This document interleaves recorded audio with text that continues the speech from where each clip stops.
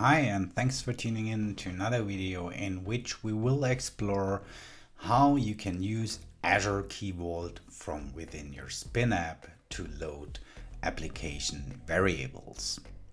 That said, let's get started.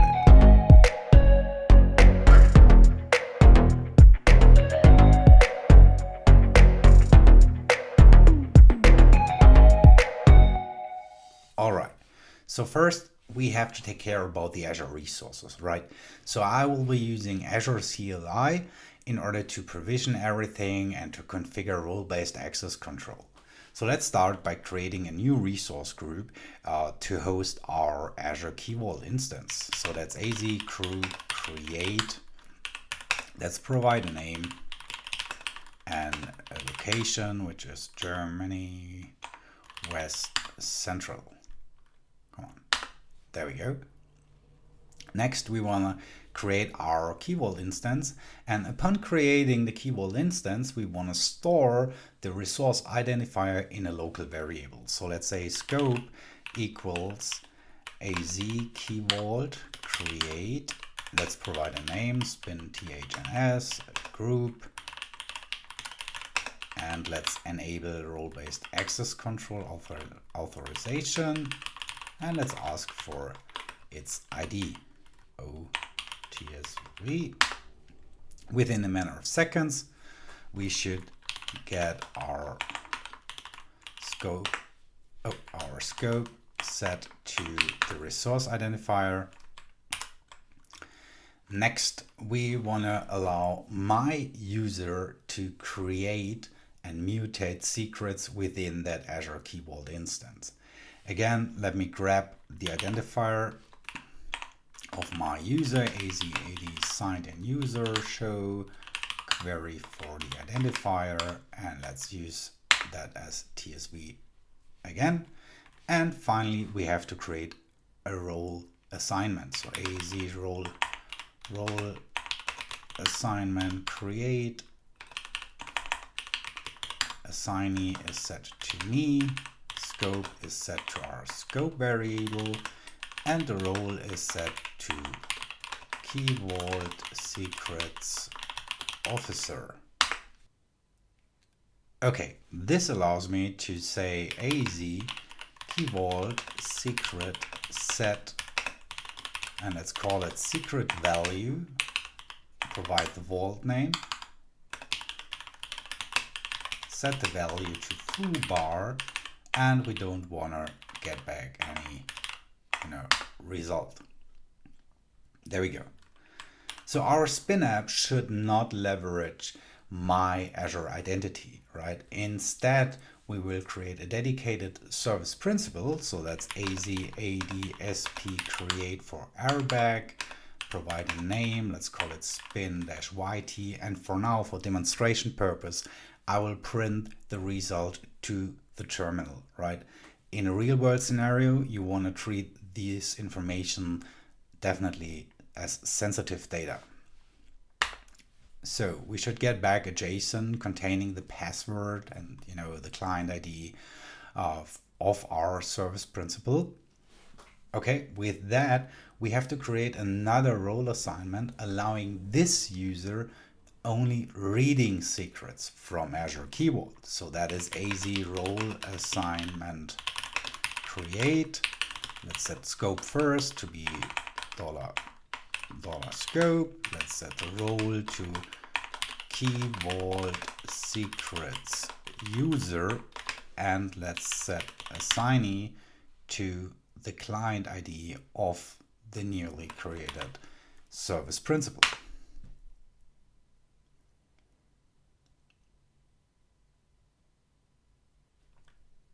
That's it.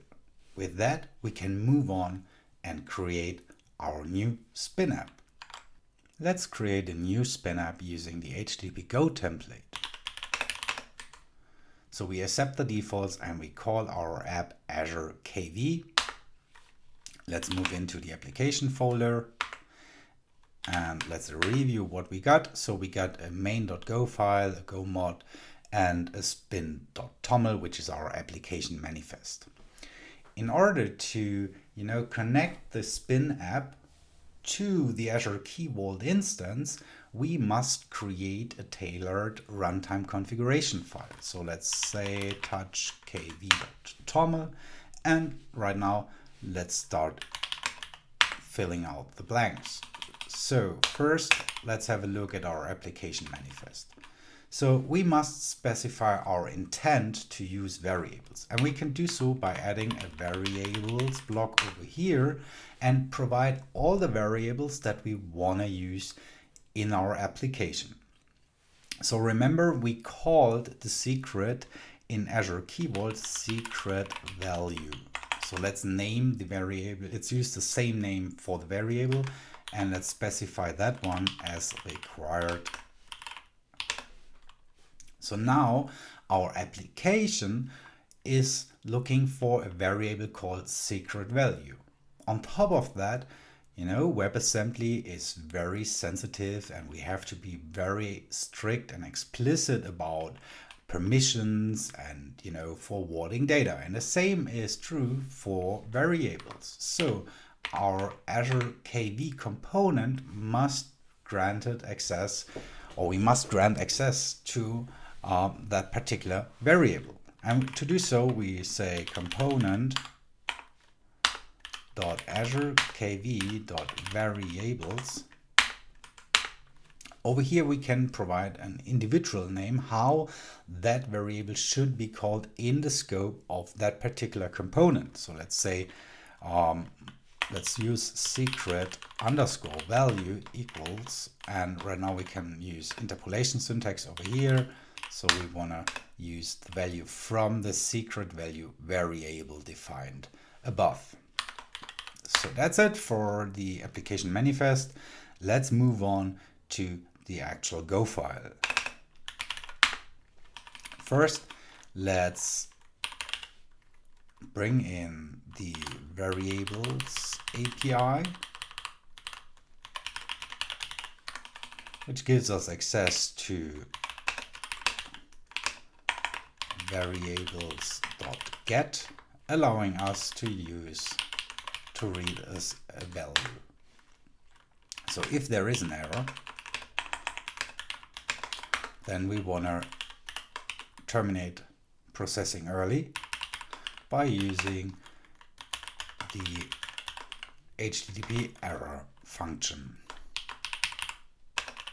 So that's error while loading secret value, and let's provide the error details as well, and let's set the status code to 500 and return over there. If everything went as expected, we want to return, let's do a printf over here, and let's return the actual sensitive value from our variable v.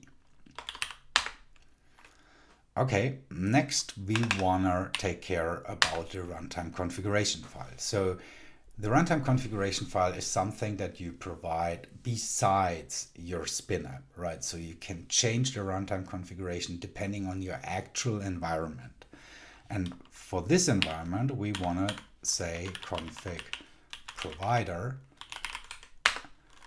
is type of Azure Key Vault. The vault is located at https://spintns vault.azure.net. We must bring in the client identifier. We must bring in the client secret and the tenant identifier. Last but not least, we must set the authority host, which is Azure Public Cloud in our case. So let's bring in those data as well. So client ID, let's grab the client secret, and finally the tenant identifier. Cool. Let's save everything. Let's do a spin build to see that we coded everything correctly. There we go. let's start our app. Let's spin up and provide the runtime config file, which is kv.toml, and our app is running locally on port 3000. So let's start a new terminal and let's do curl I localhost 3000. We expect to get back an HTTP 200 and to see the sensitive value in the response body. There we go. We got back an HTTP 200 and we have foobar, our sensitive value, which is pulled from Azure Key Vault in our response body. And this is how you can leverage cloud services like Azure Key Vault when building serverless WebAssembly workloads using Spin. And if you want to learn more about Spin and how to build serverless WebAssembly workloads, hit that subscribe button and leave a comment below what you're actually building. With that, thanks for watching and see you next time.